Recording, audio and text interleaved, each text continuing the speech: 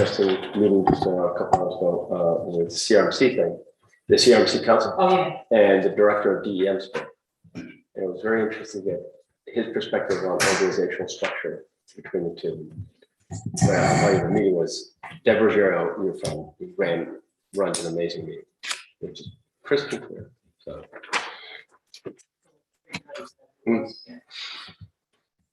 I'll tell you, he and Willis, I mean, both directors have really sharp eyes. They're really good. Yeah, we're trying to work on a few more things.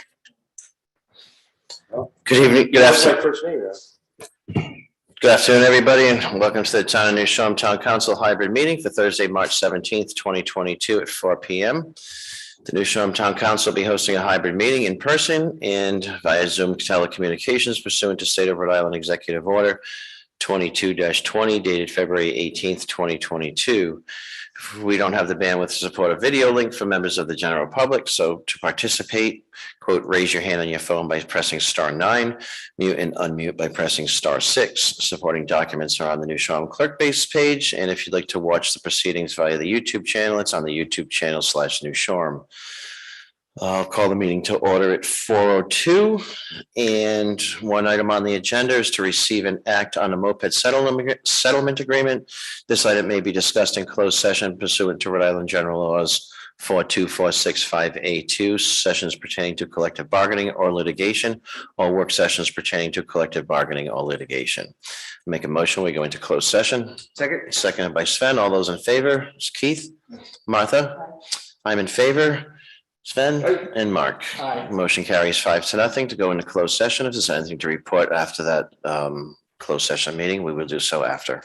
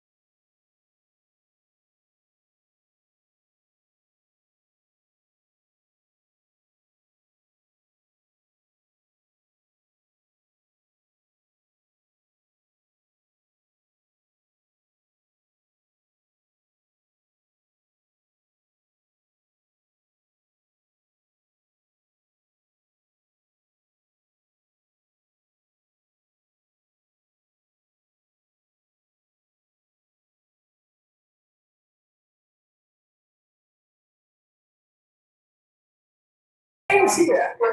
What gang's here? Yeah, town sponsored babysitter. Oh, okay. Yeah, but you don't realize that is Bill McComb's seat. So now you've got to say a couple things, but don't stand up. No, I know. I know. I'm joking. A smiling face. A smiling, oh, yes, you do. A smiling face in that seat.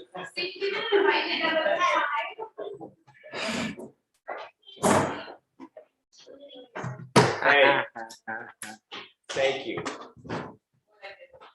Karen bought a load. Thank you. The cute factor. Hey, I was biting the breakfast, not pastry, anyway.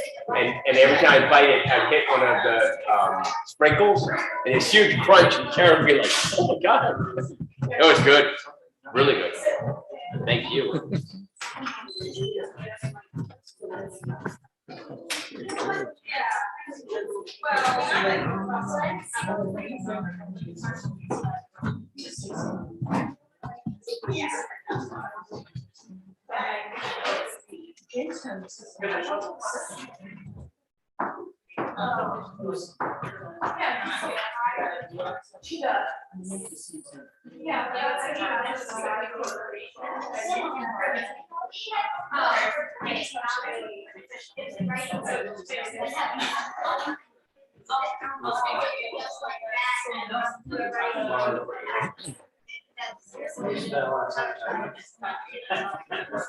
Actually,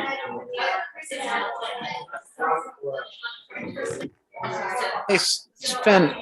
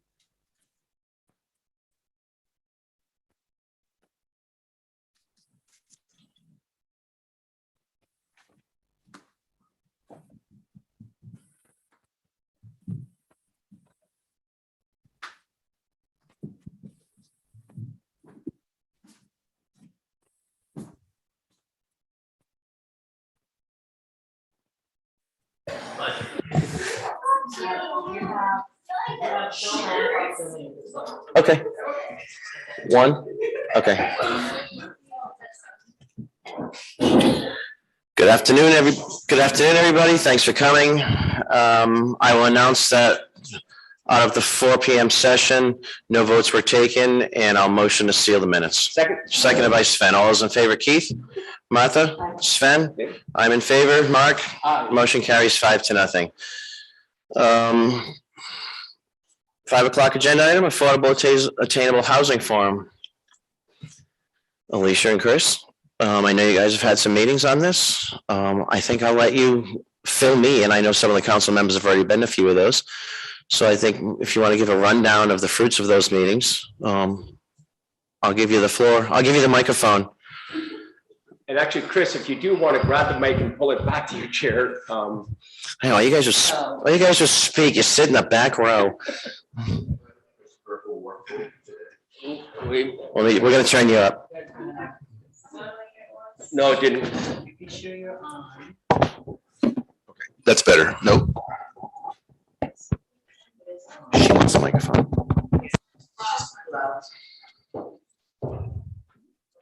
Okay, Oh, yeah, you're good. Thanks, Chris. sure. Thank you, Millie. Thank you, Sven. So, well, thank you for doing this. So Alicia and I have been working on this with Josh and Meg. And so we had a community forum, which almost everybody from town council went to.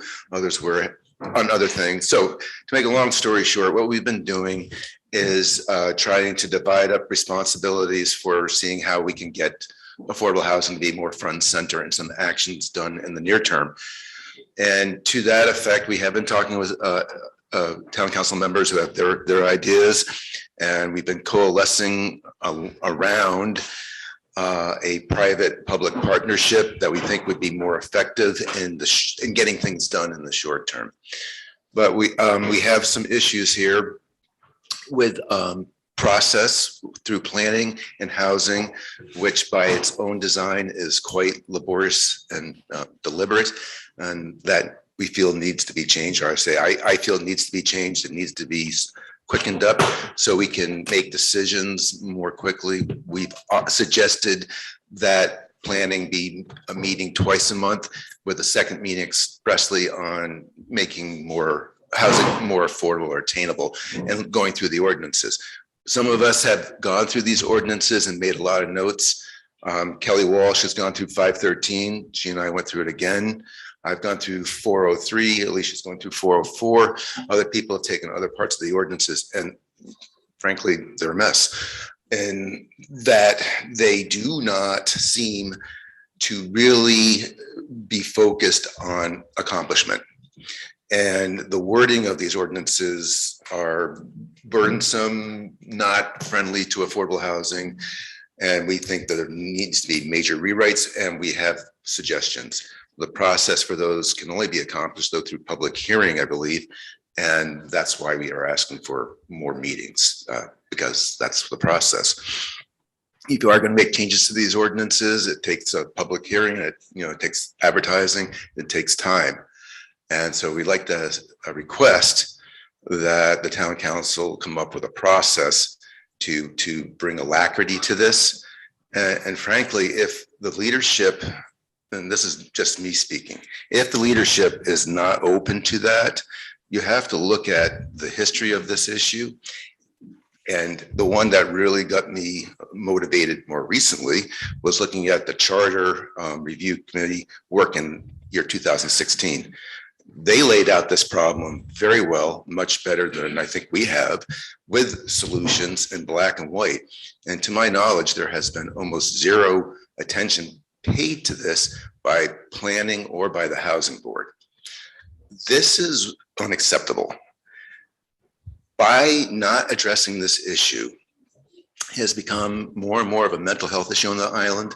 I think a medical issue in general, and the expense now of solving this problem has increased tremendously, as you can imagine, with the increases in construction costs and real estate.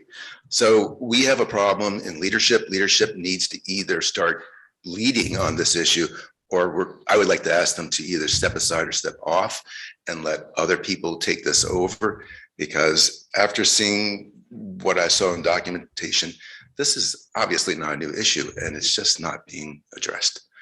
I guess that's a good start. Thank you. Okay, Chris, just one clarification. You said the Charter Commission, did you mean the comp plan?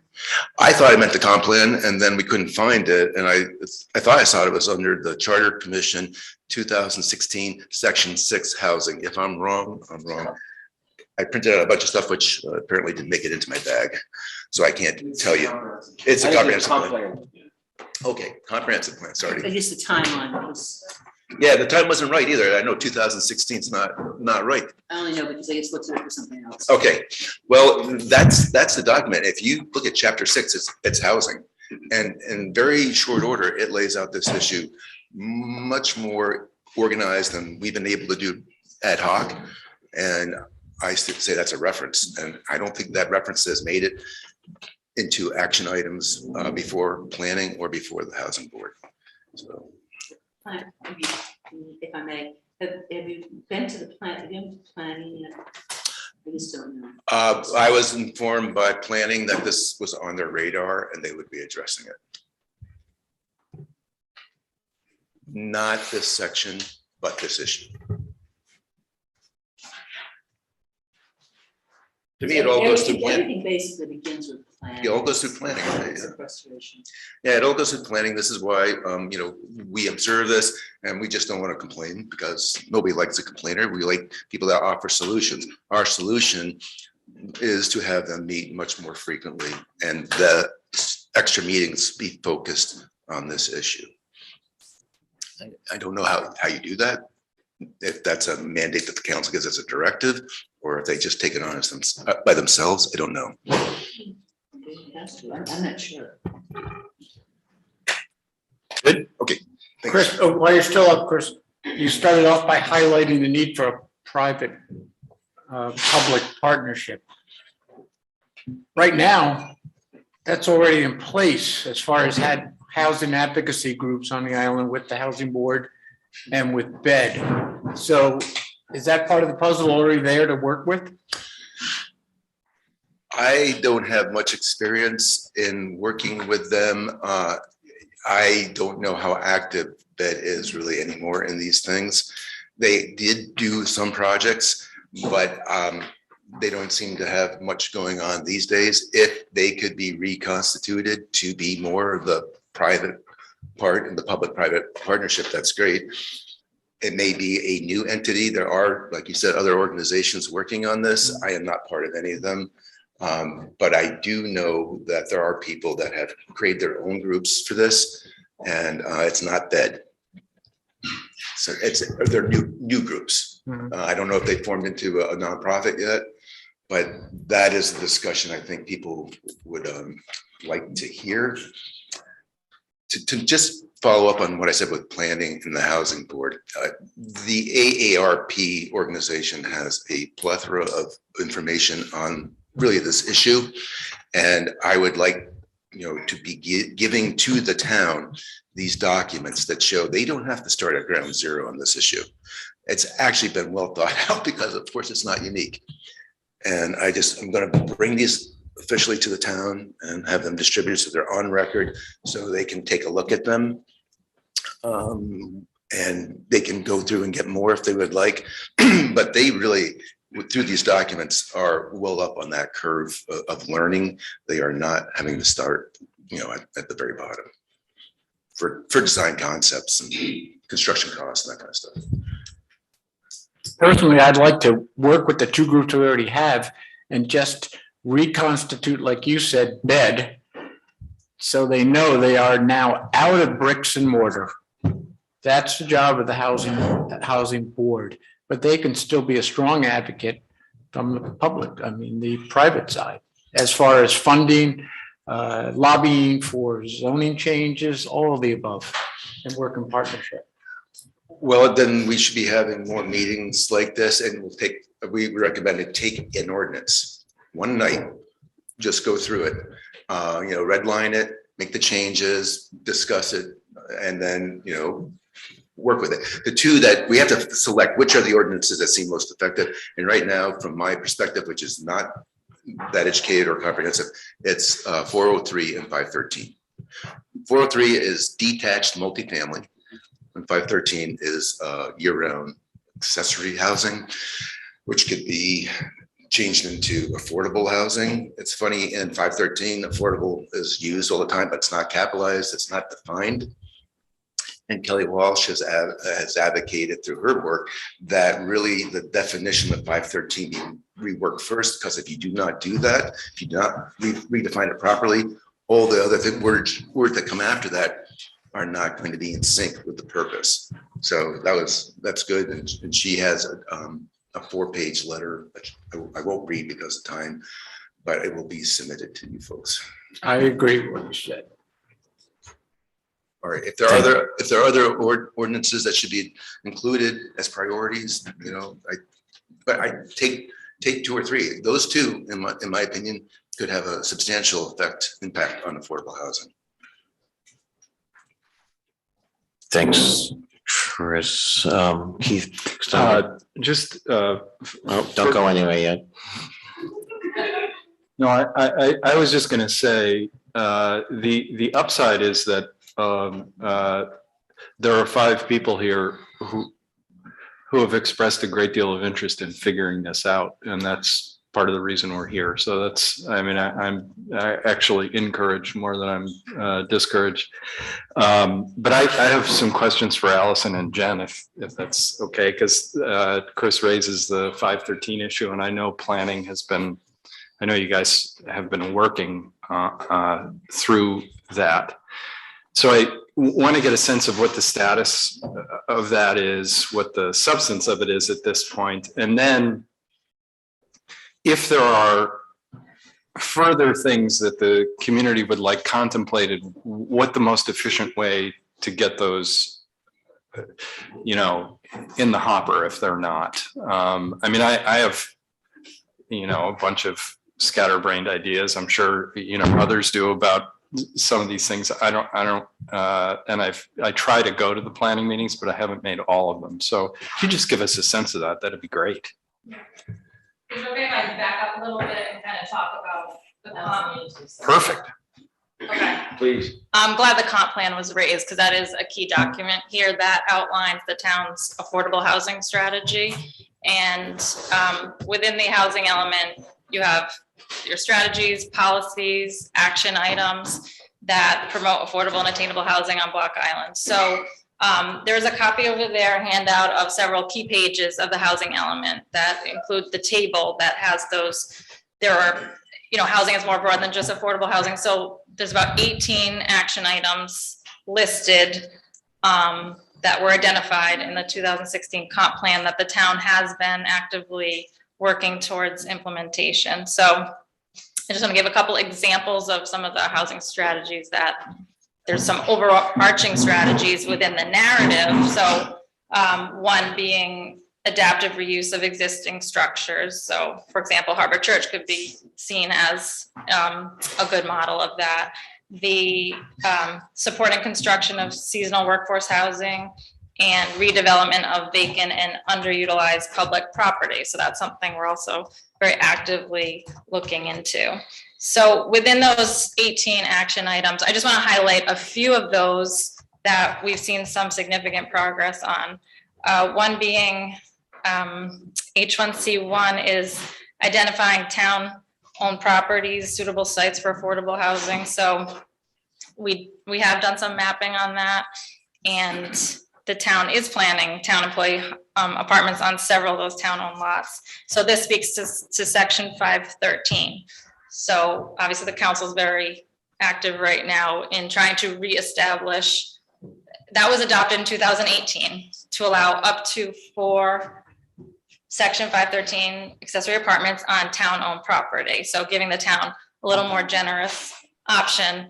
And so it was adopted in 2018, trying again to implement affordable housing strategies, but it did sunset. So removing that sunset would then allow the town to start planning accessory apartments for those serving municipal government functions on the Thomas property. The newly acquired Overlook property could have apartments for harbors. So the status of that is that it's, well, in regards to specifically the sunset, that it has gone to planning and they'll be hearing that, reviewing it for a recommendation on March 30th.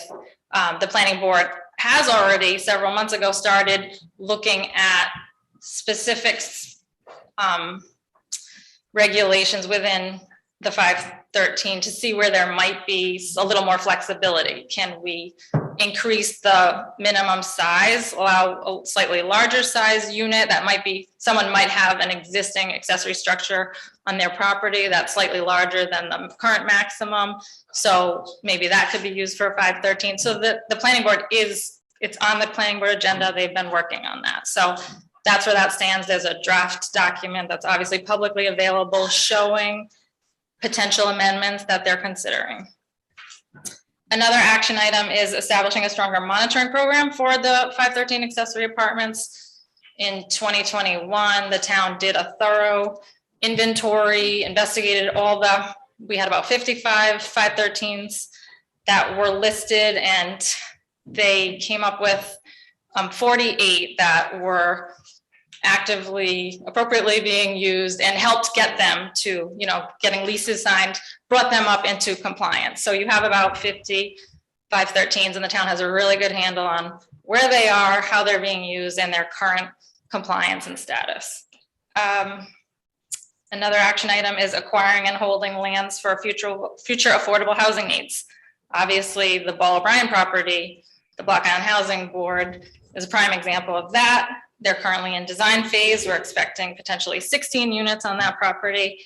And the town went through that whole rezoning of the property to allow greater density there, a comp plan amendment, all that's been achieved recently. And then let's see, okay, another action item regarding the state's current legislation. So advocating for better, as far as the Low and Moderate Income Housing Act, what improvements can we have there?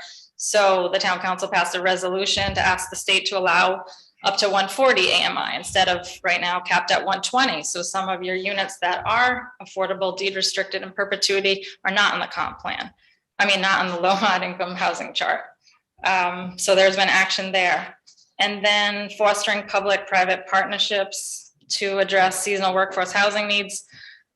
Here the town, so the planning board had been exploring some zoning amendments regarding dormitory style housing. So we talked about that a little bit. It's currently tabled, partly being private businesses have been able to get several new seasonal housing structures approved through the section 408 inns, and they have been using section 513. So there have been several new buildings that are that have been adopted, have been approved, and will be constructed in the near term. So as far as zoning, there is zoning in place that's been mentioned. The key section being section 405. That's the one that's probably the most significant. It allows at least double the density, and even more generous for nonprofit developers such as the Block Island Housing Board. And that's obviously been very successful. And then section 513 that many of us have been discussing recently. As far as an inventory, so the low mod income housing chart is Block Island Housing. So there's 62 units currently counted on that. So you have greater than 10%. And then there's additional units that are at that 140. So Baker's Hill, Cherry Hill Lane, another planned development of 10. And then there's 10 town-owned municipal housing units currently, plus the dorm at Coast Guard Station. And Jen's been working on, she has like a list of, kind of an unofficial list of other housing units out there that aren't officially, they're not affordable with a capital A, not deed restricted, but they're serving some, they're at a lower price point, serving, they're either year-end rentals. So she's been building that kind of inventory just so we know like what's out there. And then we've talked about some potential next steps. One being adopting the amendments to section 513, removing that sunset and getting more flexibility there, because we know that has been a successful program and zoning. And then better, I think what would be helpful is before identifying strategies, like what is the specific need out there? Like coming up with, what do we need? Year-round rental? I mean, probably both, but like quantifying that need so we can kind of understand, match the strategies with the need and prioritize those strategies that will address those needs. So are there like seniors or special needs, disabled housing needs, ownership versus rental, and like at what price points are we talking? Where are those needs?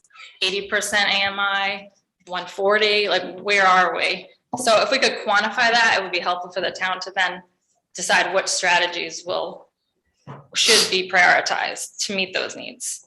And then we've talked about offering informational sessions or like one-on-one conversations with property owners that may be interested in putting a 513 on their property, but they're not sure how to go about it or if there's barriers. So we could talk to them about what those current barriers are, and maybe that will help us then amend the 513 and try to see where we can be even more successful there.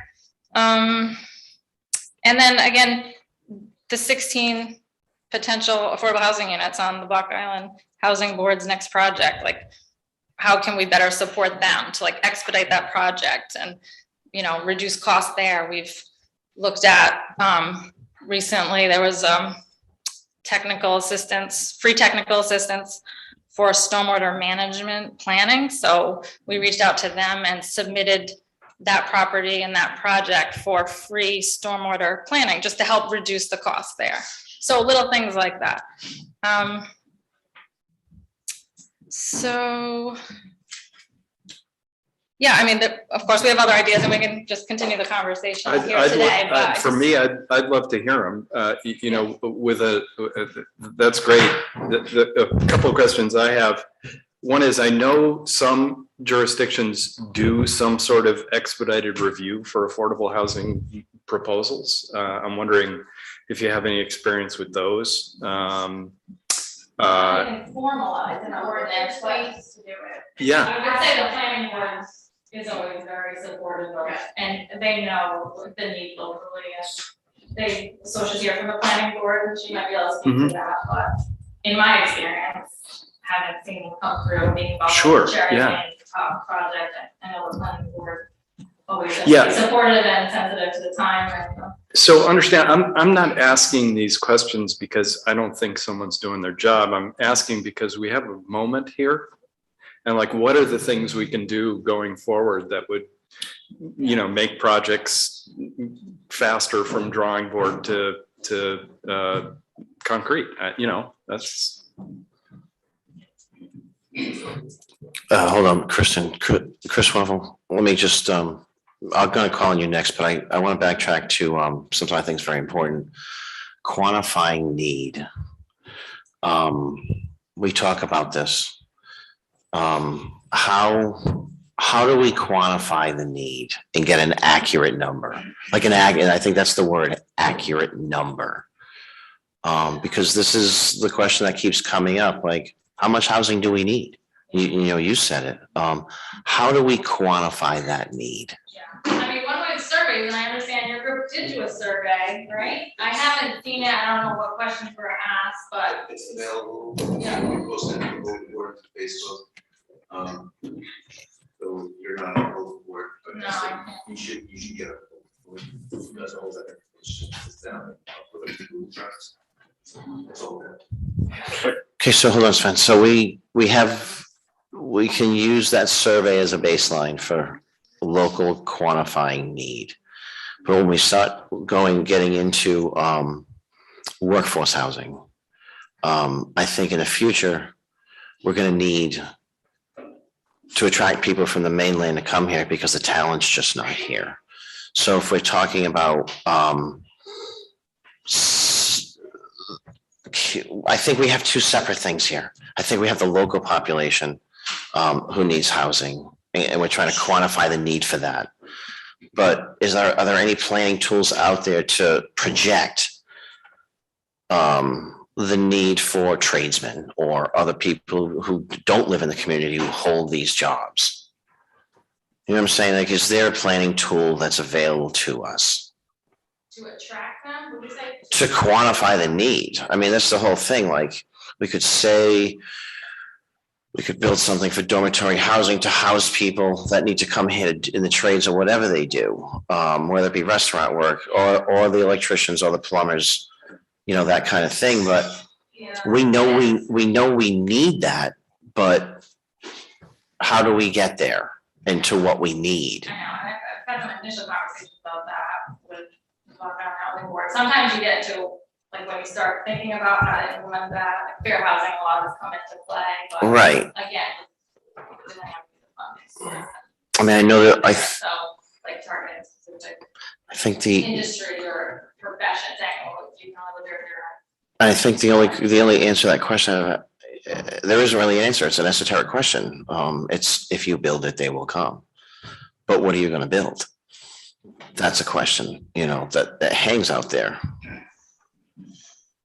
Sen? Key challenges with anything, affordable housing, it's all about density, right? When you do large acre, So, large lot Yeah. zoning, so the greater the density, the more attainable housing you can achieve typically. You know, Right. it's like an overall Right. theme, so where on that can you well, allow greater density to reduce the cost, because like cost obviously is a huge factor in so I think a little bit to that point, I think there are a couple of things, and having talked to Chris a lot about this, I think that there has been an estimate, I don't mean to be rough, but an estimate around the need. I think we need to be a bit, we all need to be more robust about it, right? And make sure that we really understand the need, because I don't know that we've got a really good handle on it. And I actually thought somebody brought up a really good point of need for who. So is it more senior oriented or more family oriented or more single? So I think the need that Chris and by the way, the work you and a team have done has been phenomenal. So thank you so much for all that. But I think we need to be more robust about that number so we can make sure we get there.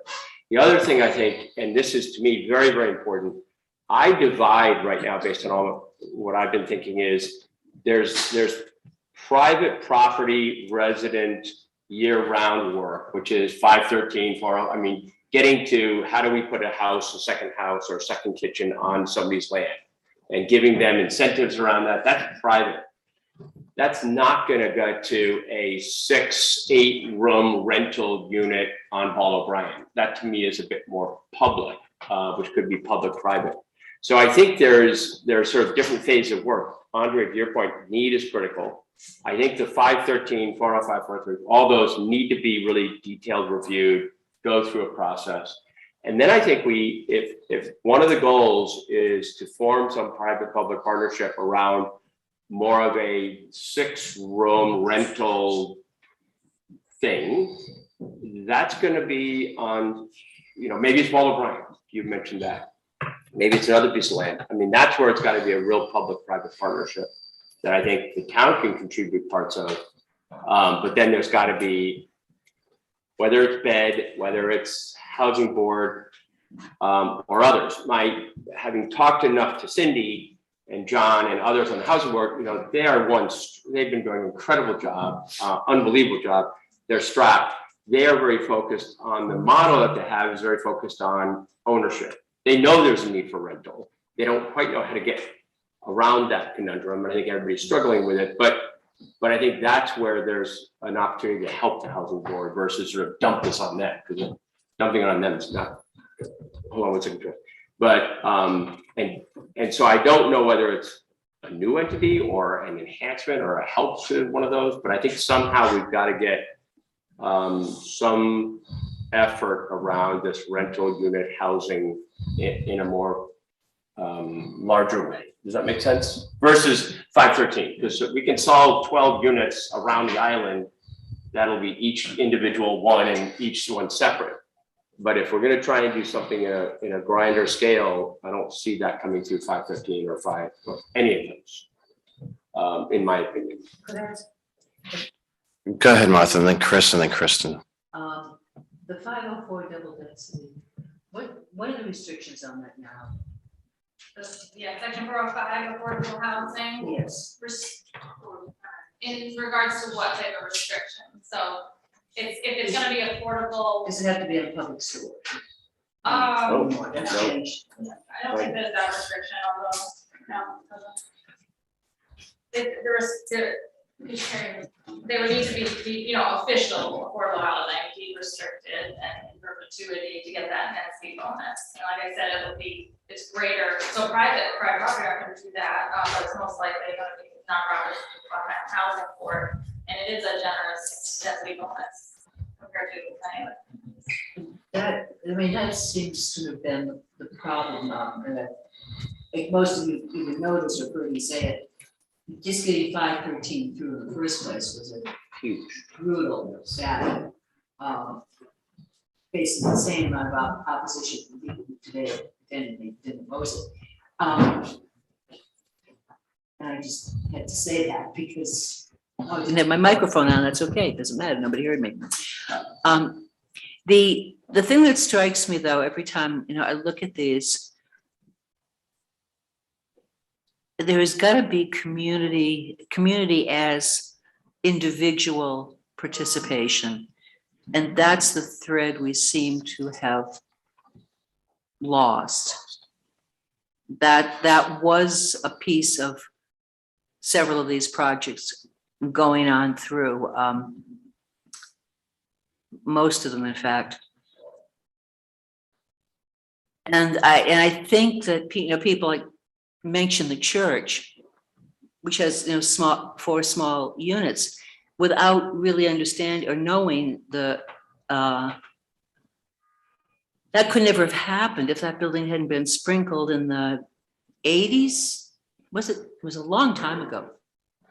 And then there was window work that was done later on. And I think the biggest piece of it was this volunteer force that was gotten together.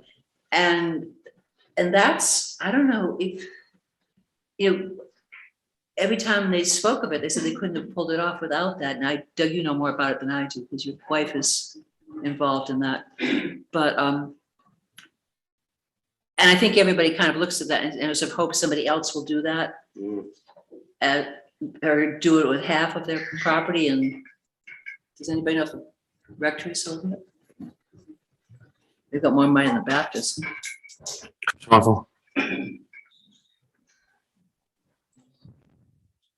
What I see this process devolving into is there's just too many options out there. And we're going to get lost in this.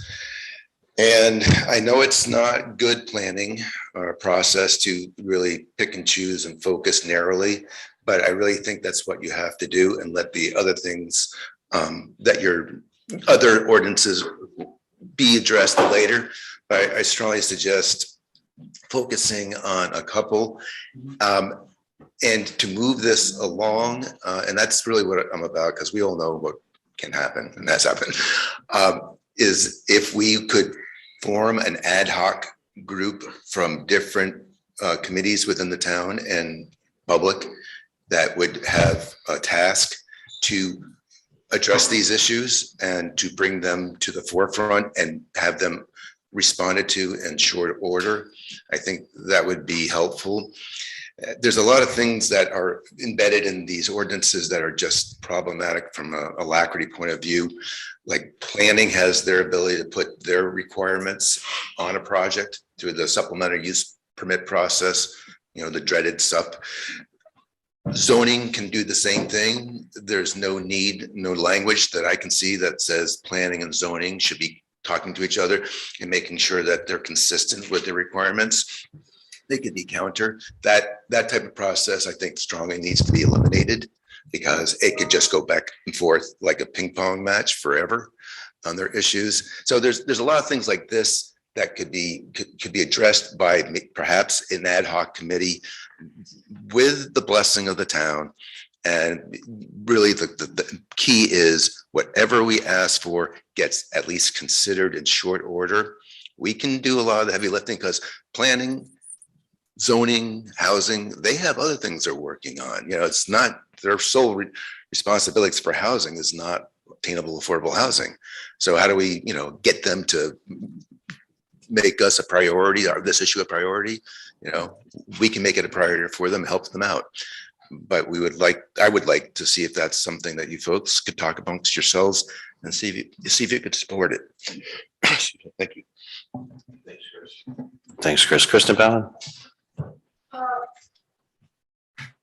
I'm Kristen Bauman, resident of High Street. And I realized last night at the meeting, some people don't say where they're a resident. I do that not like as this, I'm a resident of High Street, but to distinguish me as the library director, right? So I'm speaking as a resident. So thanks.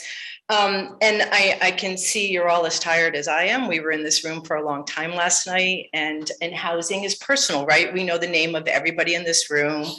If you don't know, that's Pearl and Luna, right? We know them as well. And so, you know, it gets tough to talk about these. So I just have a list of things that have been on my mind. I frankly couldn't sit through the meeting that Chris and Alicia hosted. It was way too frustrating for me. So I wasn't able to speak to them at that point. You remember I was in this room for another meeting and I had to go let the trustees into my building. So there's a couple things I need to catch up on and I need to get off my chest. Maybe some things will resonate with you and will stick with you, maybe not. This is maybe perhaps going to be uncomfortable, but I'm going to throw some stuff out here. And I left my glasses at work. I wasn't sure I was going to be reading anything. One thing is, you know, I hear often that the 513, nobody took advantage of the tax break. That's completely not true. We thought we were getting the tax break. It was so cloaked in misdirection from the town. And it was the planning, the housing board not doing their piece of that, qualifying the leases that we had on file as 513 owners as affordable. It wasn't that we didn't want the tax break. We were trying to get it. They weren't doing their job and nobody was following up on that. And we didn't know what else to do. So please stop saying no one took advantage of the 513 tax break. We thought we were, right? And this is understandable to many of us who come from other places where taxes were extremely high. Taxes are low on Block Island. I thought I was getting a tax break. I really did. I didn't know. That's off my chest. I want to go back to what you said, Martha, about like, have you been to planning? It's my understanding that the impetus of many planning changes come from the council. So I don't want to see that misdirection here. Yeah. Under land use, it doesn't work that way. Well, that's what you exactly did for the sunset situation of the 513. You asked them to go to, yeah, you sent it to planning. Send it back because you have one to say law. Well, that's what I'm asking. So it's, you don't direct planning what to do, We can't direct planning, it's against the law. but you did for the sunset one. Yeah, we sent it back and asked for recommendation. So wouldn't that be what you would do? You would ask for a recommendation on further changes to 513? Yeah, but all I was trying to say was that if you want to get directly to planning, you should talk directly to planning. That was- And what I'm saying is, can't we talk directly to you and say, we're asking for a relook at the 513s? Can't that come from you as the I council? thought we would've done that. If it- On 513's done. The Or 513 other ones? Just to that point, it's helpful for us to understand the process. And I thought the process was that you were the impetus to planning. So, I just think you have better success directly going to the. Okay, that's your opinion. I think it's that you're in the power seats and you have some heart in this. You've told us that. You're here again. You know, I think you're in the power seats. You go to planning and say, hey, you got to look at this. You got to start looking at this. Just my comment. Random, drove by the new apartments in Kingston this week. Has anybody seen them? They're gorgeous. Anybody seen them? Affordable apartments in Kingston, Rhode Island, gorgeous, across from John Deere, across from Tony's Pizza. Totally beautiful from the outside, would look fabulous here. Kingston got them done in a blink of an eye. Go look at them, see if we can get those done. I think they're gorgeous. I'm curious how we just let that pass, that there's 55 513s and 48s are legal or abiding. Is that what you just updated us? In the database, there were more than 50, but now some of them are no longer being used as. So Right, like now that the kitchens have been removed. Right. Problem, that's a problem, We're losing right? 513. Yeah, so that's a problem, which I've been talking about. I don't know all the specifics of it. Right, but if you make it so strict that homeowners don't have the ability to remove the kitchen and sell their house or change, like they don't want to rent it anymore and renting doesn't work for them, they may not put the 513 in the Their house choice. to begin with. It's their So choice. the option is there, and then we've only had a handful of abandoned 513. Some can if they have zoning. I would say my big reaction to 513 is that we had a lot in the beginning, like Martha said, we had Yeah. a lot, because you had the garage, you could convert, have an apartment up It's there also different work. and a different, I mean, so, and then lately it's. Yeah. and- I've been speaking to all of you publicly about this for a year. It marks 1 year this week, right? I've been talking about this, losing the 513s to these new owners, new ownership. Like, I understand what Jen is saying. I understand what Allison just clarified for us. You got to put an end to that. That's like 7 families that could be housed right now. Like, I think that should be removed. That's my opinion. Again, this idea of need, please don't use it as a stall tactic. I think that's what Andre was going for. We know there's a need. There's a need. There's a need for whatever you decide. Don't you dare accuse me of trying to stall No, housing. on I Block think that's Island. what you were saying. Don't use it as a stall. No, I think you and I agree on this. Okay, No.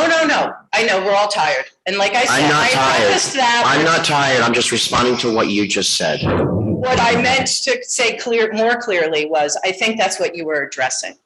We know there's a need. Let's keep moving forward. We have to quantify that need so I we can don't move think, forward. okay, so you and I will disagree here. I don't think we need to quantify that. I think we need to start doing things. Well, how can we build if we don't know what we need to build? Chris did a great survey.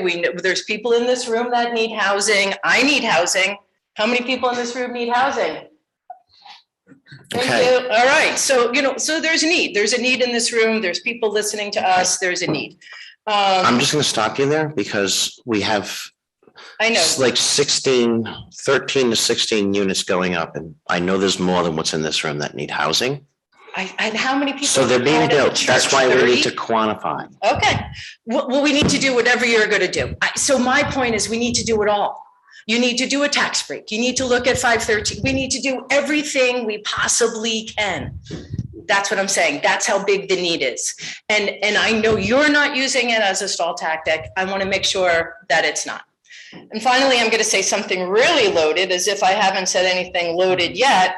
I'll say 2 things that are loaded. So I said something that the need is everywhere. So the first thing I'm going to say loaded is that you have housing board members and planning board members who believe that living in your 513 is an appropriate change. So please be wary of that. They have spoken about that publicly, and that is not good. They both housing board, everybody thinks they're the, housing board is doing, well, they think you should be allowed to live in your 513, as do planning board members, and that is on their agenda for March 30th.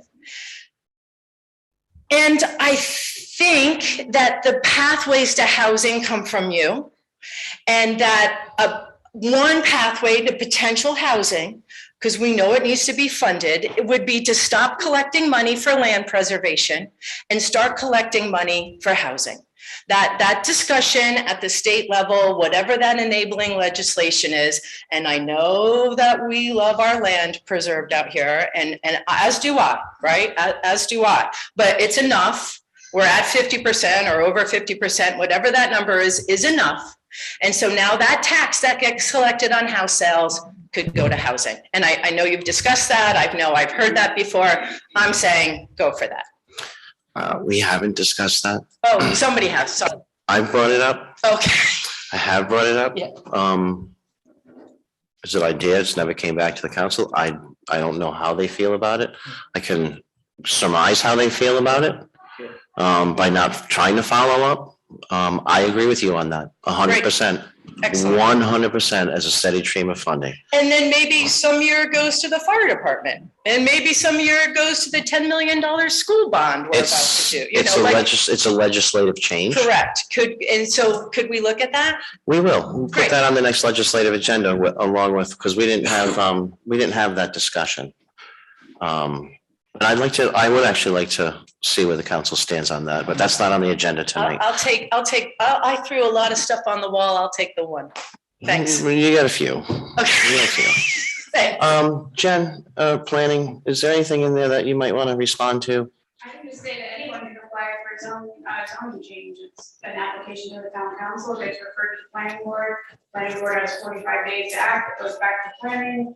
You hold the public hearing and decide whether or not you're gonna adopt it. Okay, There's a process, all right, pretty short application.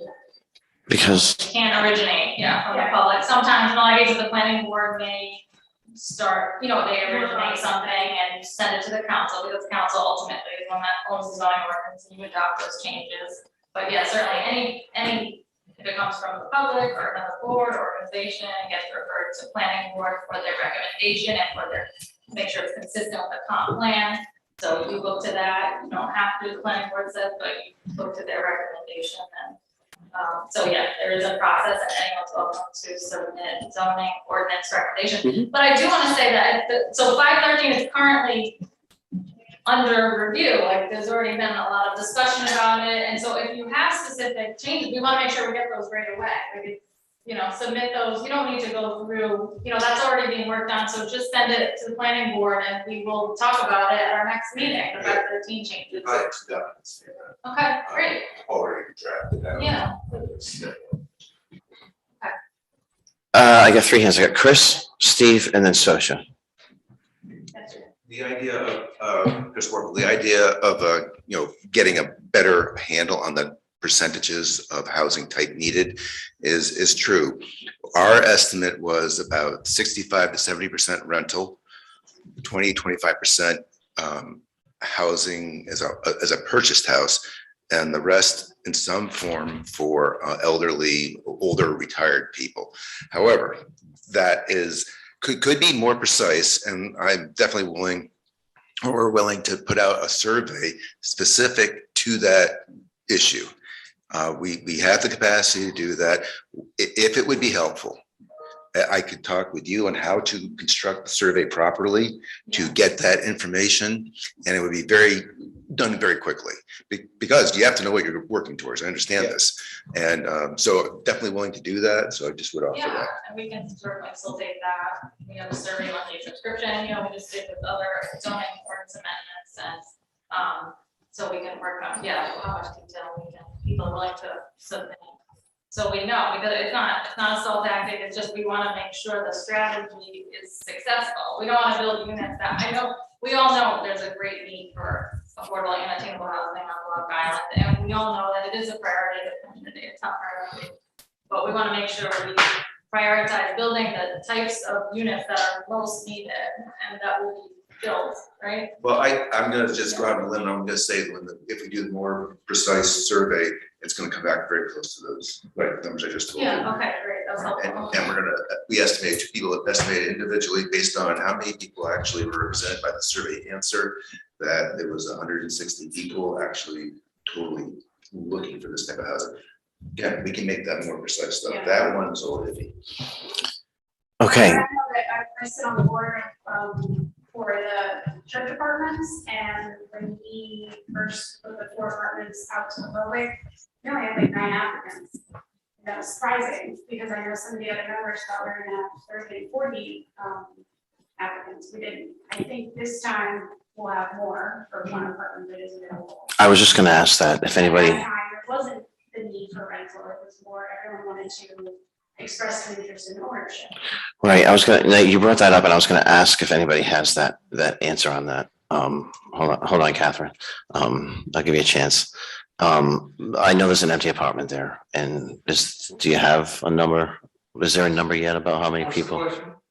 The question is, there's an empty apartment coming up, and have you had a few people ask? I mean, it might be information you can't give out, but. There are applications coming in, but as what Jen said, realize they are small apartments. Right. It's not really for a family. It's basically for 1, maybe 2 people. You're not going to put 4 people in there. You got to climb 2 flights of stairs, can't smoke, no pets. It's restricted. Yeah. The Yeah. price is very affordable, but it's, it's a hard place to live. But they are there, they're available, and there are some applicants. I can't say anything more about that because I'm not having anything to do with it. No, but thank you so much for speaking to it. So we understand one or two people, we understand the parameters of that. I didn't understand those because I've never been up there. Yeah, and that they're advertising now. There are income limits. Let's see what was I gonna say? But to say what Martha said, that would not have been able to be done without volunteer labor, specifically, especially Herman Mass and Tony Pappas. Yeah. That would never have happened. All right. Okay. Thank you. Steve?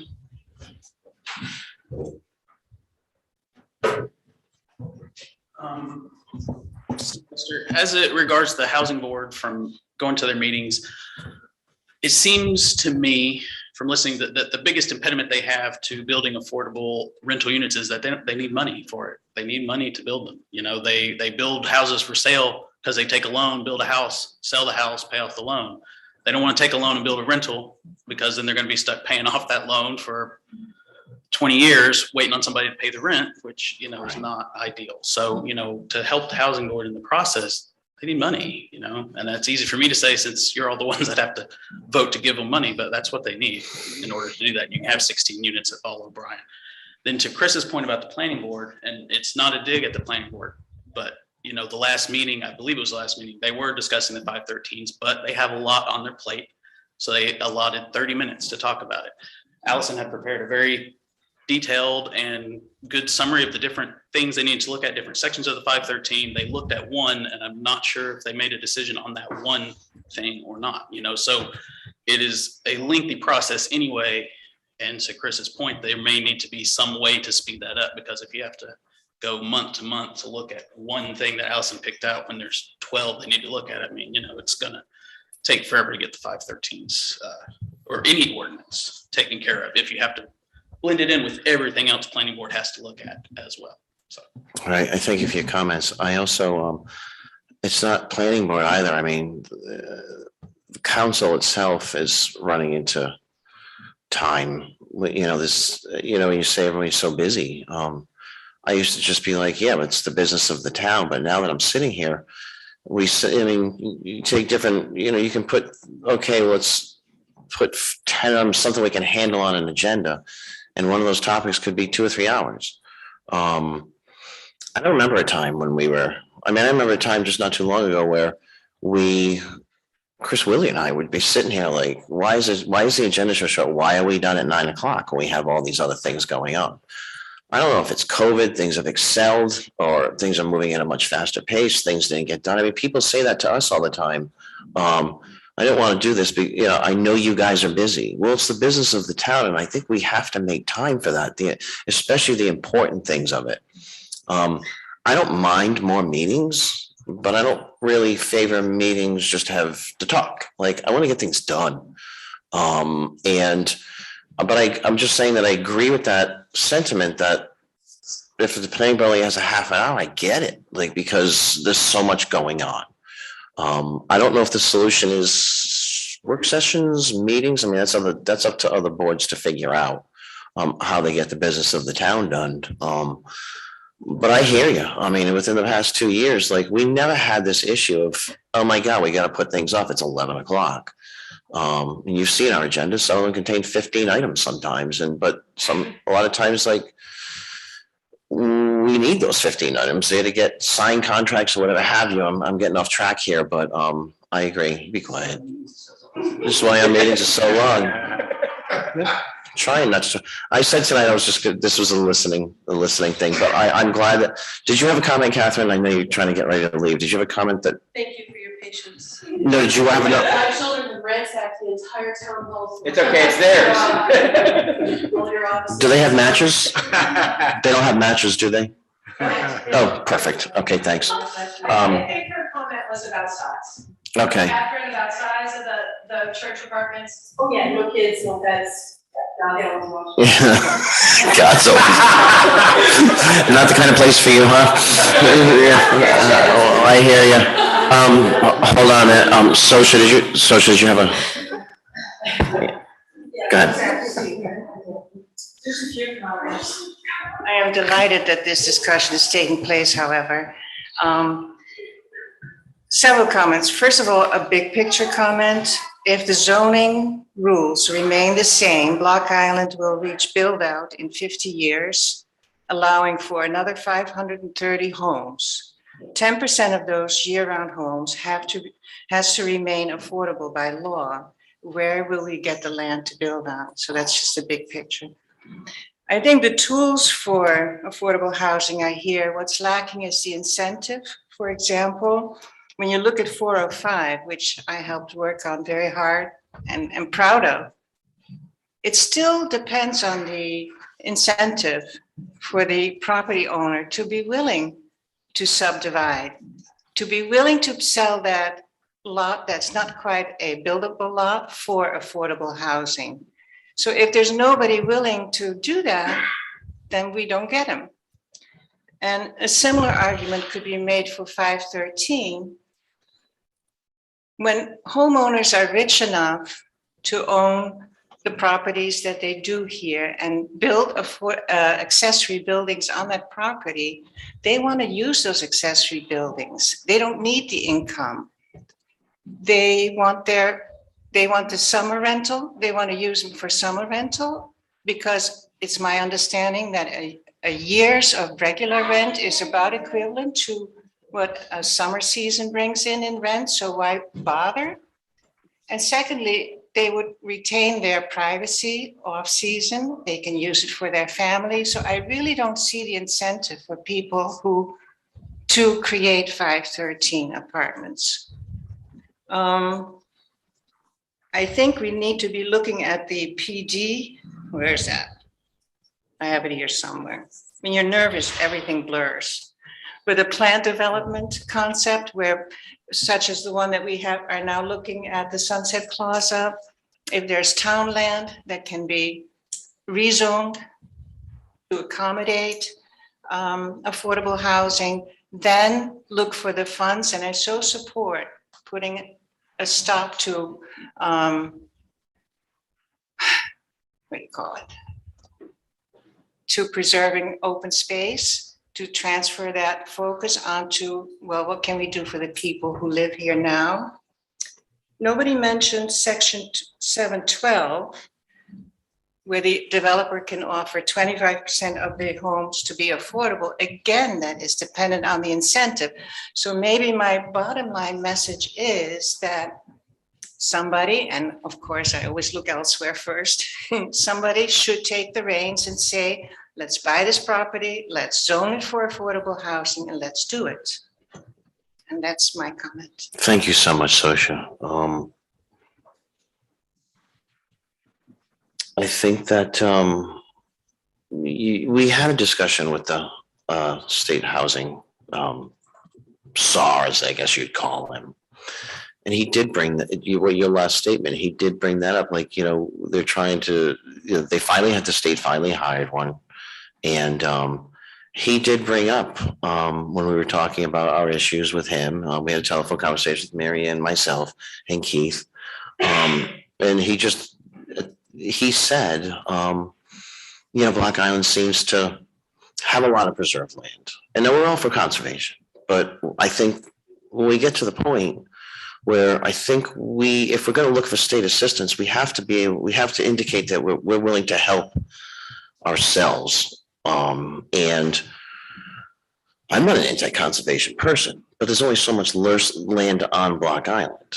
And I think we have to start looking toward that, because view sheds and preserved land is fantastic. But if you don't have anywhere for the local population to live and to provide the services for the people who are enjoying that, then I don't know where that leaves us. So I think what I'm saying is that the state basically was like, I understand Block Island has a lot of preserved and open space. So, and we're talking about space for housing. And it was, the end of the conversation was, Block Island has a very strong conservation ethic, which it does. But I think, the comment was there and left hanging there because I think it was just kind of saying to us, like, if you're not willing to help yourselves, I don't know how you can come to the state and ask us for assistance. That's how I took it. Others in the room may have taken it differently, but I think we need to look to that. And not only that, but please correct me if I'm wrong, if we do not have adequate affordable housing, percentage-wise, the state can step in and tell us how to do it. I understand. Elizabeth?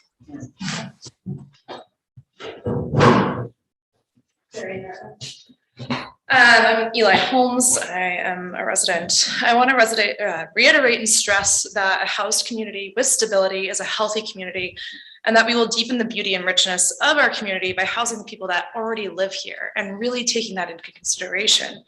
I'm a great example of someone with multiple impactful trades. I have training as a paramedic, a peer mental health and substance use coach, a domestic violence advocate, and instead my time is devoted to wedding photography, and I'm going to have to split that now with a job that comes with housing. There are tons of young people that live here that want to become plumbers and firefighters and domestic violence advocates and doctors and nurses and teachers, but we have to bartend, or we have to serve, or we have to be a chef, and we can't explore those things. So if we just start to house the people that are here, we can see a community that doesn't want for more, that has all of the things that we need within its own walls. We just need to really stress that housing who's here needs to happen, and needs to happen with haste, and not continually have these conversations year after year for as And long not as I've focus been on, living here. and not focus. And that's what I'm hoping we get through. Like, I know, I've seen one actionable item we've come to here tonight, in which was Chris and Allison working on a survey. I don't want to cut this short. The meeting was for 6, and I can sit here and talk with you all night, and I'll listen to anything, and if as long as you want. But I think what I want to do when we leave here tonight is have an idea of where we're going. Agreed. And I think Chris is- really offers some really great strengths, and I would love to see what Chris and Alicia have done, become more integrated with people that have been doing this work, and see some more activation and motivation and speed happening. I think Alicia and Chris have created some fuel here, right? So why not harness that fuel and keep it going? There are people that are coming to these meetings that we've not seen in these spaces before. I've been living here on and off for 8 years. Have you ever seen me in a town hall? Anyone? And here I stand because I have a 6-year-old that is coming my way after a very long custody battle. Where am I putting him when I live with another person? Where? Please tell me. Is he going to live in the bathroom? And I can't. Where does that leave me once again, as I was at in 2014? I can't live here if I don't have housing. Right. And I hate to leave this place once again because I'm fighting the same battle that I fought 8 years ago, but that means that this community loses someone who's trained as a paramedic, domestic violence advocate, a substance use coach. What are we all talking about that we need? People with training around substance use, EMS, domestic violence, Right. I get it. So. Thank you for those comments. Thanks. Let me just finish what I was saying. We've heard many things here this evening, many ideas of things, but I think if we want to focus on something, what would that be? What can this body do focus-wise to move forward? A few items. That's what I want to leave here with tonight. Doug and Chris, but Jen, go ahead. Hold on, Jen, go ahead. I am, and then Doug and then Chris.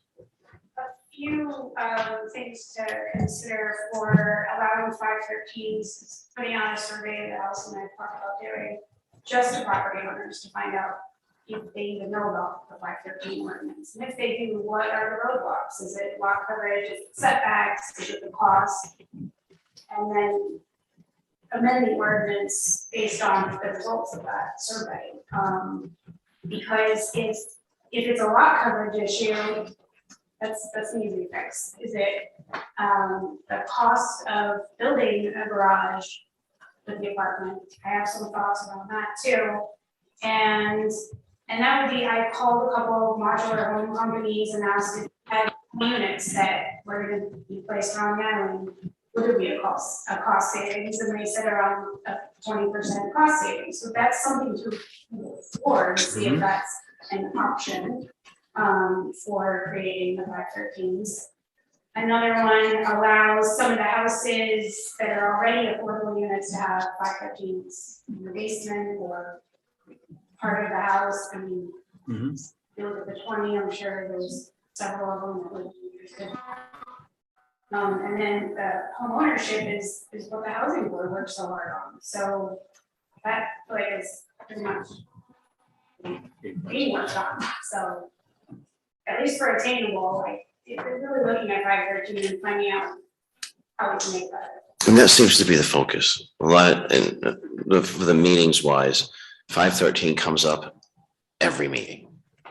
Both at the forums that Chris and Alicia have held, and in this room. I've heard 513 nonstop. So is that an area to win? Is that what we need to work? I think so. And find out why people aren't doing it. Right. Okay. What are the roadblocks? Okay. Is it zoning or is it the financial part of Okay. Doug?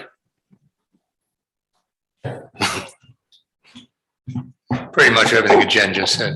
Thank you. But also, I have a 513, the things, it's the easiest, because all you need is a building permit, for the most part. You don't need to go to zoning, you don't need to go to planning, unless, as Jen said, you have a problem with setbacks or anything. If you just get a building permit, satisfy septic, water, whatever you gotta do, and you're okay. It's private investment.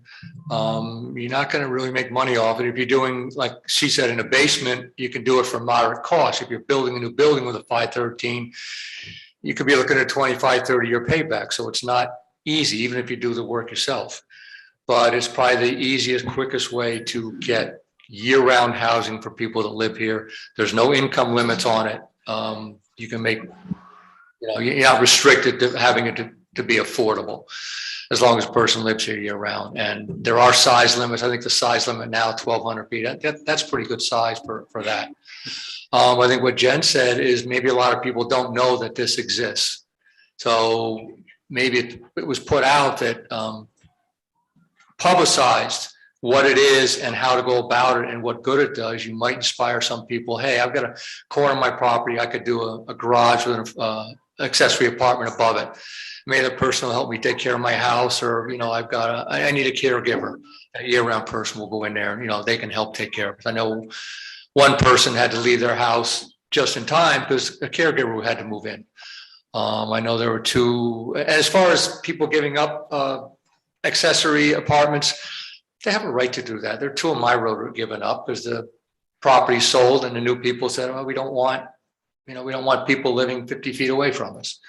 So things like that change. The other thing on the, Kristen was talking about the tax incentive. What am I gonna call that? I forget the word, but that's a dead issue because there's no time limit on that. It's not like the farm, forest, and open space, which expires in 15 years.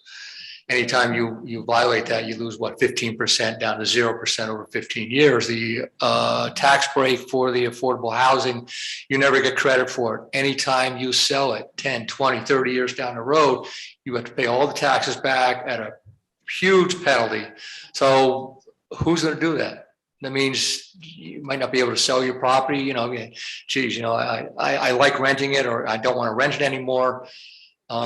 So that's a dead issue, really, I think, the way it's written now. But I think the 513 is your easiest way. Like they say, the housing board, if they want to do it, they've got how much money tied up in bonds, and then they can't build houses. They do the housing and then they sell them, and now they have a new kitty to start doing the next project. And then it's dealing with renters. You got to make sure you got a good person you're renting to, and that's all individual. So, but I think looking to private sector for year-round housing would probably be your best, easiest goal. Okay, thank you. While you're up there, can I ask you, so what if somebody has a piece of property that they'd like to put a 513 on for somebody to live in, but they can't afford to build it? And they go to the person and they say, you can build it. That person, would they be able to get a loan because they don't own the property? That's the problem, like, they're unable to get the mortgage to build the. This is not their land. Because it's not their They don't property. own the property. But if we had, say we had 20 homeowners willing to put a 513 on their property and had a large pilot program to help offset the costs because there were so many of them, maybe it would be more affordable for those homeowners. Or they were at their maximum lot building coverage, but they would love to have a garage. I know 5 people that have expressed interest in this. And because they would like to use the garage, so they would put an apartment, they would consider putting an apartment on the second floor, but they're at their lot building coverage. So there's ways to. Can I ask a question? But what you're saying is possible. Go find a carpenter or plumber. Hey, I need a place to live. I'll build it. You know, you buy them, you get the loan for the materials, or, you know, I'll put in 20, 30 grand for the materials. I'll put my own labor in. I won't charge you for that, you know, work it out that way. You do a work for thing, you know, that's the way to do it. Right, And that's the way a lot of us out here built our houses, right. trading. Yeah. Yeah, I think that goes to But what that is Martha was possible. saying. What Jen said, you know, a mix of that could work. I think it goes to what Martha was saying earlier, is the manpower that was, you know, used at the church, the volunteers and this, that, and the other thing. I mean, I know I've been here long enough to know that, you know, it's like the Lions Club, they'd organize when they put the playground in over at Paul O'Brien. Like, you know, I think if we had a group, like somebody wants to build a house, you know, you get the week, you know, you get your friends together and they build it. I'm just not sure people have the time to really, with family constraints and work and everything. I think there was a lot of volunteers that helped back in the day, but they may still be out there. I just haven't seen them. But I'm not sure why that is, that human resource there. I have to think it's because everyone's so busy, you know, everybody's at that age now where they're raising families, or I just don't know. That's all. Life can be hard Right. now, but that spirit's not dead. You know, people help each other do things. Well, exactly. The Look at spirit's your- not dead. Look at your rescue barn. Where'd that come from? And will the new one come from the same place? And the medical center. How many kegs you gonna buy? Right. Well, that's okay too. Hold on a minute. Who was next? Does Chris, I think you're next, and then Sosha? Chris? Good. Oh, Keith, I'm sorry. It's okay. Got a comment? I have a pretty detailed series of proposals on this that I haven't been sure how to advance, that deal directly with what we've been talking about around 513s, that don't have to do with the ordinance, but have to do with, for example, we could decide to do a town financed subsidy on the development of 513s. For example, say you wanted to build 10 513s and we decided to float $1 million bond, you could do up to $100,000 for each, which is cheaper than you would ever be able to build an affordable house at, to cover the basement. These are sort of like all of those basics that are very difficult until you're getting out of the ground. That's one thing we could do. I have a number of them, and I'm wondering whether we should at our next meeting actually just have a 513 conversation, because I think there are a lot of ideas around them. I know Kristen has some, everybody has some, but given that it appears to be at least one of the most fruitful paths, and we all kind of want to start to take action. Yeah. And we're in the midst of our budget conversation and capital conversation. I think it would be worth having this conversation around 513. Yeah, this is gone to planning board. No, Why don't you give it to them? because it's not a planning matter. It doesn't need an ordinance. It doesn't need an ordinance. I don't have to ask planning whether we want to do a subsidy of 513s. I mean, I'm happy to ask planning anything, but it's not Okay, so an that- ordinance that's change. fine. Yeah. Chris? You had asked for actionable items, so I Yeah. just wanted to put in my 2 cents worth. Well, I know you guys have put in a bunch of work over the months, and here we are at the community forum on the town council level, and I'd like to leave this building with some things that we could do. I have 2. One is about. That's easy. Financing this. Ooh. It's brought up in a lot of different ways. So if there could be a outreach by the town to form a public-private partnership asking for the private people to come to the town for the sole purpose of forming a public-private partnership for financing any type of attainable affordable housing. Don't restrict it to any type of one of these ordinances, just keep it very broad, or at least establish that relationship if at all possible. And the second is to focus on the two ordinances that I'm just going to say seem to have the most legs on this, 513 and to me 403, because that allows for more family housing because it has a square footage that's bigger. You could change 513 to make the square footage bigger too. So maybe if you just want to pick 513 and focus on that one and really work that one over, but those would be my two recommendations for actionable items. Thank you. Social, hold on. Great idea. So, then you. The three action items that make sense to me is the two surveys that have to be updated, one on the 513 and one on the need for affordable housing. Secondly, determine which town land is suitable for construction, because we may have land, but it may not be suitable. And third, start exploring the legislative changes needed to raise the money from land conservation to housing.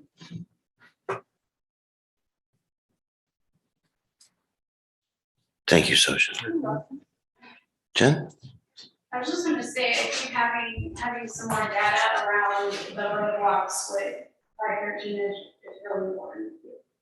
You can- Such as the coverage, Yep. financial part of it. If you could amend 513. Exactly. Exactly. You have no idea if you're gonna actually target what you're. The wrong Exactly. So I think that's something that's really important. I also know that Can I stop you there and ask you if that's a council action or a zoning or planning action? Or land use? well, it's not a zoning board is completely separate. Planning, I know, Yeah, planning. I think if Allison and I create a survey, we get out property owners and at least get some data. Okay. That might be helpful, and then kind of figure out, okay, based on that data, what we should do with it. Okay. Are you doing, talking about a survey, you have a survey and a narrative? Survey two property owners, finding out if they know about 513. If they have ever considered a 513, So you're entwining a narrative with the survey, because otherwise, yes, because you really want to try to touch people, yes, and just a survey isn't going. yes. Some information, like summarize it, publicize it, like what it's about. Right. And we talk about like in the newspaper, but the private, it's not how many bulletin board as a way of like informational. We could have an informational session or have one-on-one, like we're thinking maybe people be more open to speaking one-on-one about their specific property, but. I think if they answer a survey, we might have to do the old school method of a mailing to the property owners, because we don't have an email list for all the property owners on the island, but even if you had 50 people respond and it could be helpful. Sure. Maybe That'd be great. someone would be willing to create a 513. Yeah, we said that at our first housing board meeting so long ago. 100 pennies still makes $1, even if it's one unit at a time, you keep knocking it off. And all of the units that we do have have come from a lot of different sources, like the bed board, Mary Jane Walzer, the housing board, private, the town, the church. I mean, there's a number of property owners that rent around because they want to, not because the town's telling them to, they choose to rent year round. And the 513s, 48 of those. So maybe there's quite a bit right now.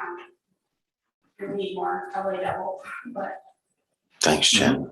Does anybody else have any? Hold There's on. been some recent conversations with the land trust, right, Chris, did you go and meet with them, so like engaging them, maybe meeting with them again about what future potential, like, we know what current land is conserved, but are there future, partnership opportunities there? There's a summary of that meeting Yeah. available.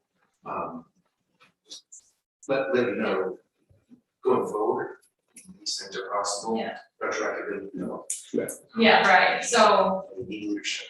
so that could help with financing, you know, if they can conserve a portion of the property, and I don't know, hopefully where this is done or if it's been talked about, but ground leases, that's something popular throughout the country where, you know, the town or the housing board or the land trust retains ownership of the land, but people can own the units, right? The Yep. house on the property, so ground lease programs Like are Rocky very Point. That's another thing. successful that in I- other parts of the country, so I didn't know if that's something that's been talked about in the past, or something we could explore, but again, that would be long term. You know, set something like that up, but Right. that's something we definitely could talk about as a long term solution. Okay. There's another section, if you look at 405 and what Ellen Jackie did to create the 2 units, that Ellen Jackie's house had to have 120,000 square feet of land for that house because it was not for affordable. But the other 2 units, that was the affordable units. Maybe you should consider amending 405 to allow I don't know, I mean, maybe they could have some sort of density bonus or coverage bonus there, lot size bonus, I'm trying to say. I know of one on Center Road, and the property owner would love to sell that 513 to the tenants. But they can't because it would make their house non-conforming. So right there's I only know of one, maybe 2, but they would own it, that 513. And it would be under the 405. So it would be deed restricted, all recorded and on them and records and. It becomes a separate lot.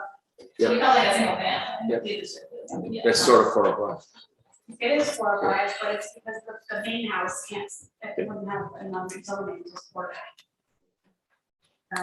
So can we include this on the next meeting agenda? Because I really, The next meeting. this is the budget. We're gonna have to. Well, How about non-budget meeting? great.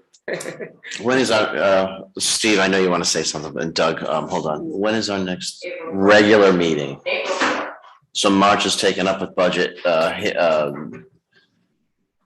work sessions and public hearings, right? Yeah, April 4th and April 6th, I believe. Oh, we got 2.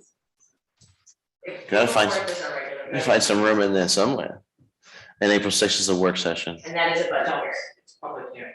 on the budget. Oh, right, that's the public hearing on the budget. Work session. You sent that to me today, I know, thank you. All right, I will- 513 sunset.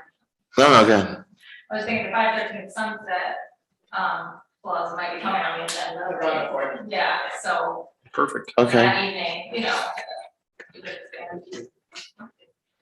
can we, yeah, Yeah, but that's just a, Yeah, that's just a. that's not gonna take any time. That shouldn't be, and that's pretty simple for that. Oh, That's just just sunset. setting, yeah. Just a sunset edit That's just house. versus the real 513 that we're talking about, just a real. I just have a few proposals for actionable things that we could actually get started on. You know, for example, on the budget, we could decide that we want to do subsidy or a revolving fund or something on 513. That's a near-term idea. okay. Steve, We, for example, Allison and Chris and Alicia have been, and Jen have been working on this inventory of town-owned lots.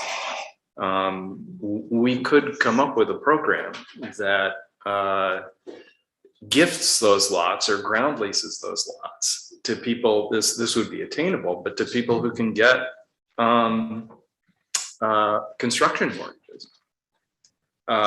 Where the barrier is they can't afford $800,000 for an acre of land.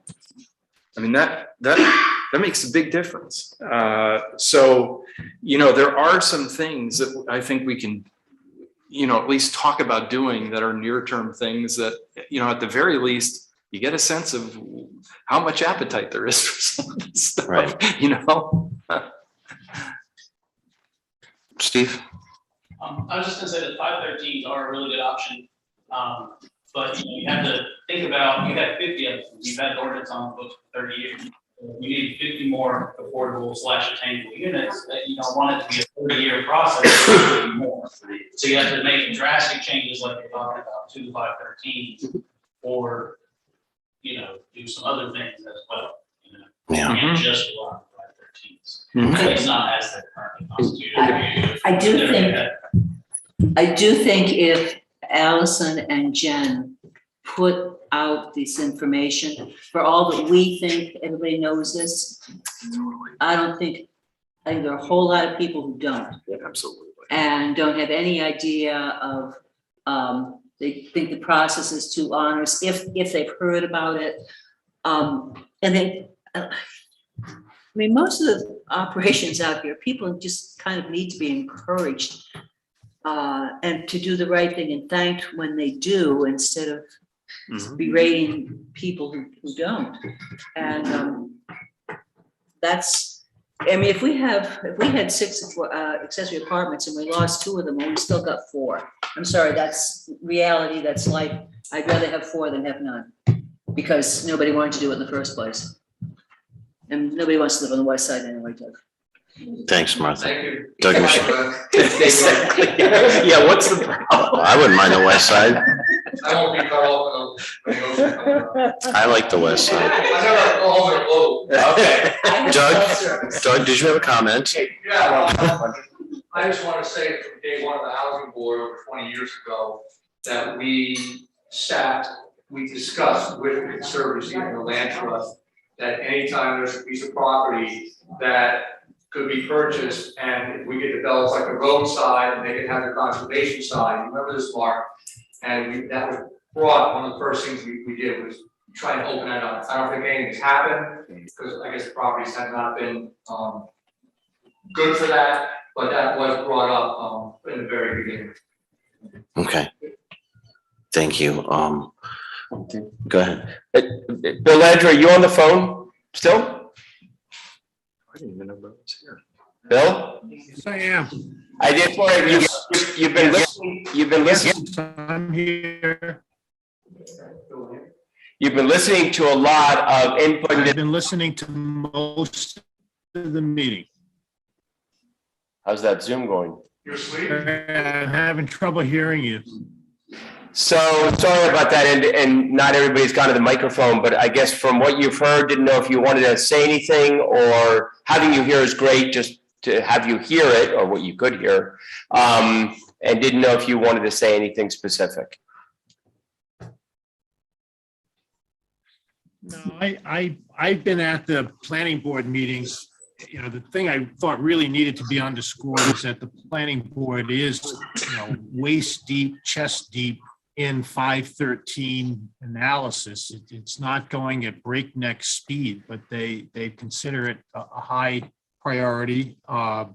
The 405 ordinance, I had something to do with drafting that for the housing board years ago. It provides for 100% density bonus increase. It's not limited to rental housing. It's been used for single family units. It can be available for anything. It allows for a density bonus of more than 100% if it's a local housing entity like BED or the housing board. Someone to move forward under that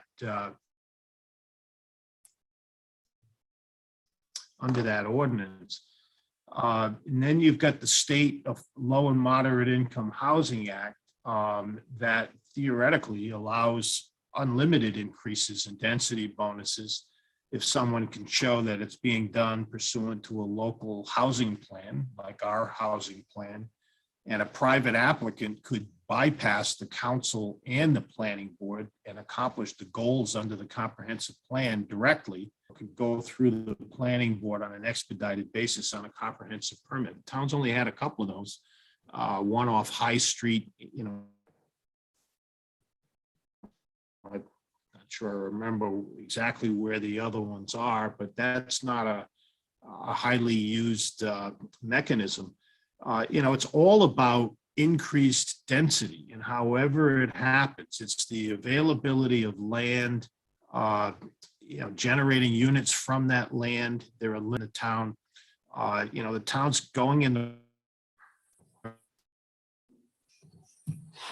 right direction with more than one dwelling on a lot through the 513s, but other options are available besides 513s for more than one unit on a lot. There may be areas in the red comprises the vast majority of the land in the town. To have more than one dwelling on a lot, larger lots in that zone, two structures instead of one. The second dwelling could look architecturally like an accessory building and be completely in scale with the historic pattern of the smaller structures that could be more than one dwelling in the residential A zone somewhere. Now, that's probably not a popular idea, but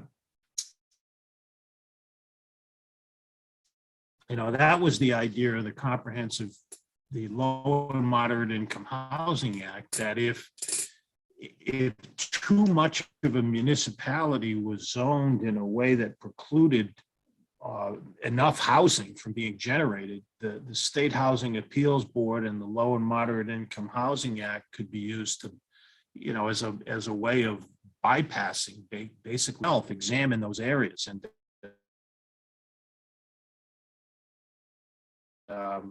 maybe there's some incentive in some areas where you've got one dwelling on 14 acres, for example, or 7 acres or 9 acres, to have additional units without the necessity of subdivision, that could qualify as affordable housing, and not just as small accessory apartments, but larger buildings that could have more than one bedroom. But I thought it was a healthy discussion right now. I do agree with the first thing Allison said, that the way this is supposed to happen is that the comp plan and the council's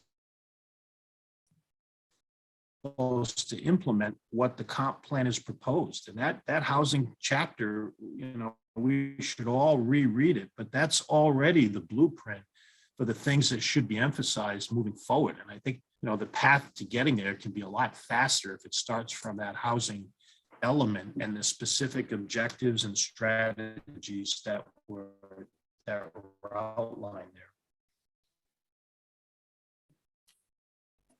Good. Thank you, Bill, very much. Millie? Yeah, Catherine's got that one. Catherine's back?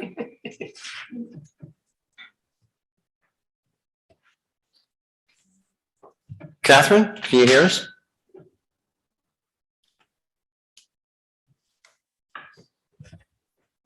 Is she on a phone? How about now? Can you hear me now? Hello? Damn it. We can hear you, Catherine.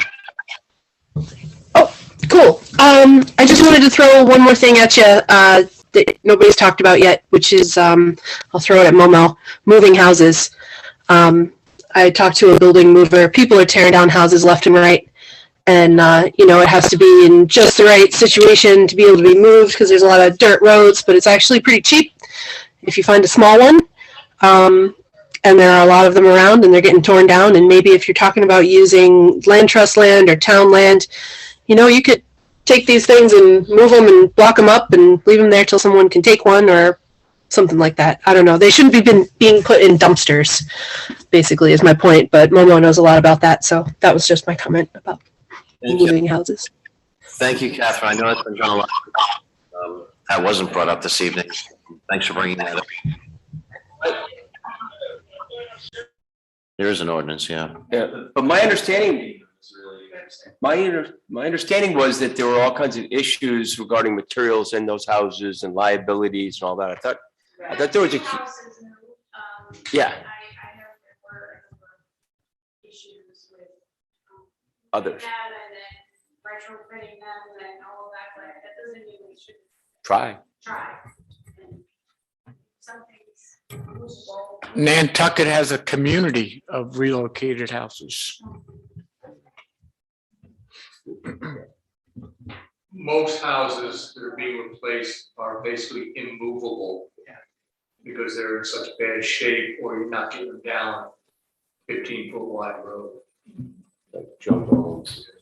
Unfortunately. Things have overgrown, so that I had a picture of, somebody had put a picture online of a fantasy house coming down Spring Street. I don't think there's any way you could get that from Spring Street to the net today. An electric one. There were electric lines. Not as many. Huh? Not as many. How about we had to move for Nancy? I don't know, you had a good time with that. I was there. I did it. Does anybody else have any comments on affordable housing? I think we got some marching orders to move forward. All right. Thank you. In closing, Elizabeth, it's great to have you in the room. As you said, you don't normally come to town council meetings, but I will go out on a limb and say being part of the community is joining any town council meeting, no matter what the topic, and possibly running for office. What if I was house and I had time to do that stuff? Right. And as some of the room can tell you, this is exactly how all our council meetings go.